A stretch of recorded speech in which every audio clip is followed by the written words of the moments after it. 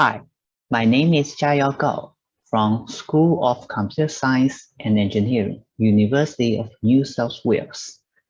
I'm glad to present our paper today, a novel model-based security scheme for LoRa key generation. IoT, Internet of Things, has experienced a marvelous development in recent decades. And LPWAN, Low Power Wide Area Network, is becoming popular among IoT protocols due to its unique features of covering wider areas with narrow bandwidths. Our paper mainly focuses on one of the top 3 LPWAN protocols, LoRa protocol. With its characteristic of long-range connectivity, LoRa has been deployed in over 100 countries by many worldwide network operators. With the surge of LPWAN applications, including LoRa, the security issue has drawn increasing concern due to its broadcast nature of wireless communication and the challenges associated with cryptographic key measurements. However, traditional public key infrastructure may not be suitable for resources-limited IoT devices.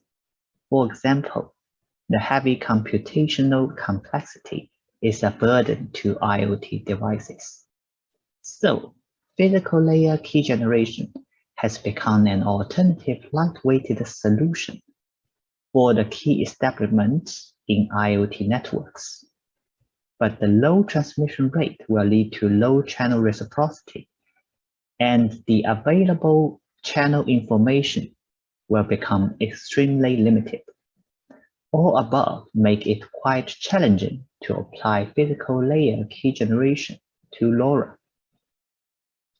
Later, we investigated and observed that LoRa transceivers also provide a measurement called the registered RSSI volume, which is the raw instantaneous signal strength estimation. We call it real-time RSSI.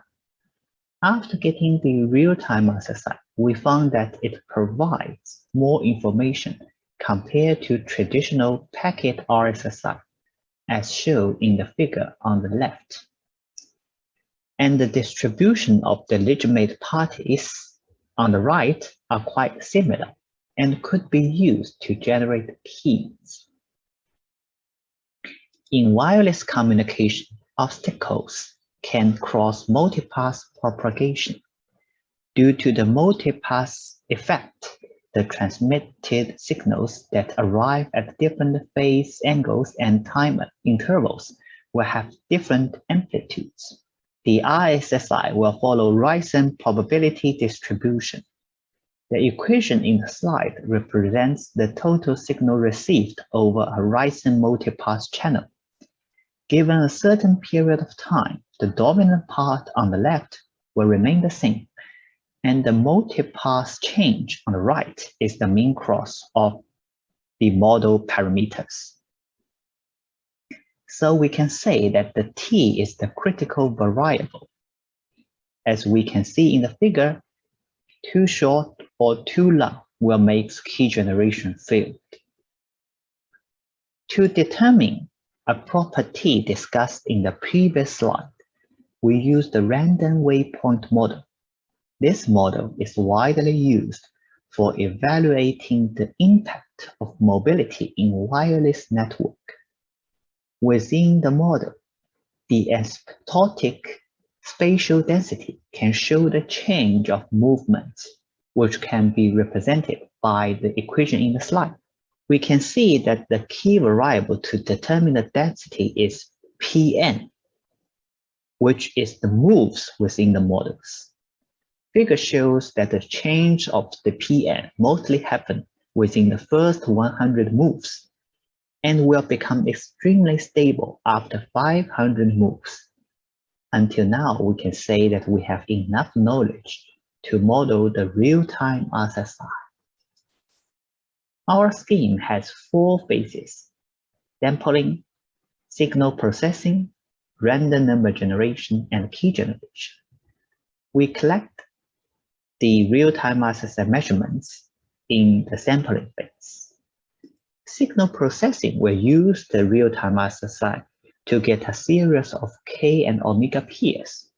We can say that after fitting the Ryzen model, the measurement of Alice and Bob are quite close to each other. Then curve fitting is conducted to normalized K and omega pairs. The result is a set of coefficients.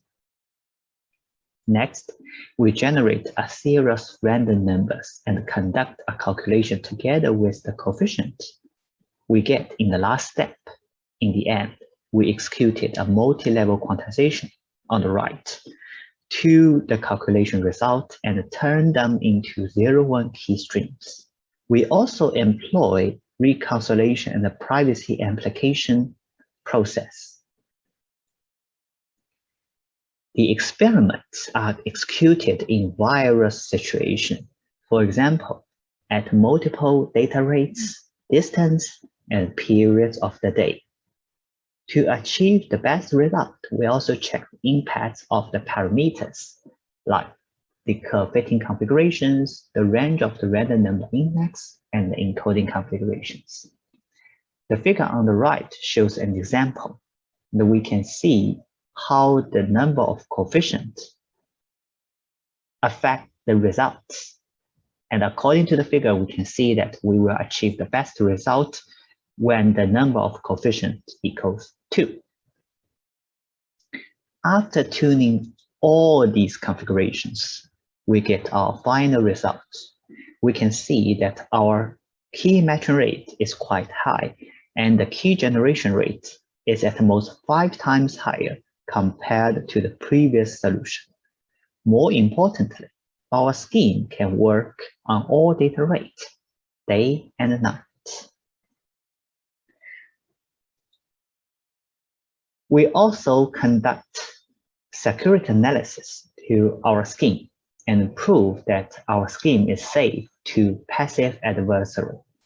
The reconciliation method is also safe, and the attacker can only achieve around 50% of key matching rates, which nearly a random guess.